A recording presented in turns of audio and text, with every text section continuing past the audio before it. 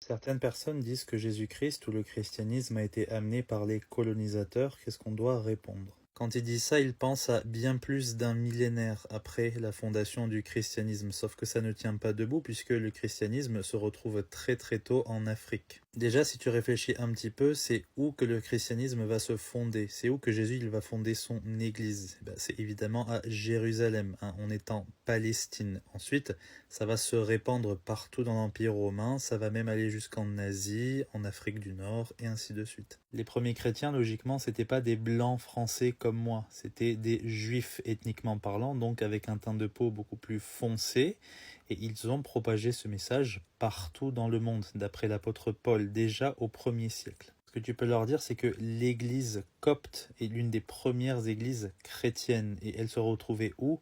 En Égypte, donc en Afrique du Nord, d'accord?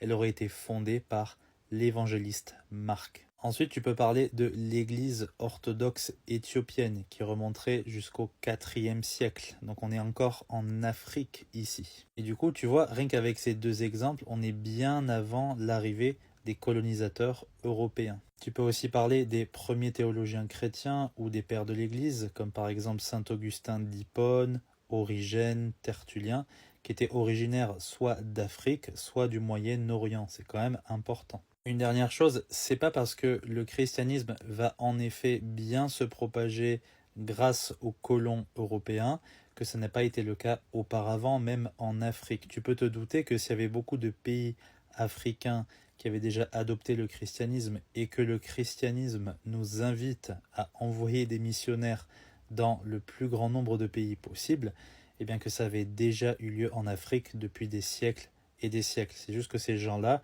ils sont volontairement ignorants de ces faits historiques. T'as pas besoin d'entrer dans beaucoup de détails, c'est de la simple culture générale de base. Donc il faut faire attention à tous ces mouvements afrocentristes qui veulent revenir vers des religions qui ne les sauveront pas du tout, au contraire, qui n'apportent aucun progrès à leur pays. Il vaut mieux plutôt qu'ils se tournent vers le Seigneur Jésus-Christ pour le salut de leur âme. J'espère que c'est clair pour toi, que Dieu te bénisse.